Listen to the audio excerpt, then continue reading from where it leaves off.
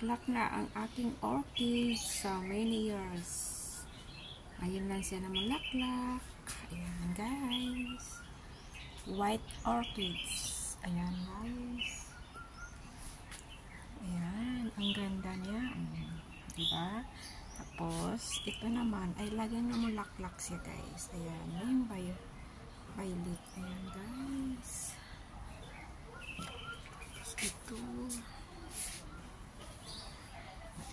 Ito yung mga flower guys.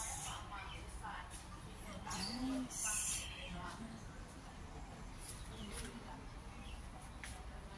Ito naman si thank you for watching. Bye bye.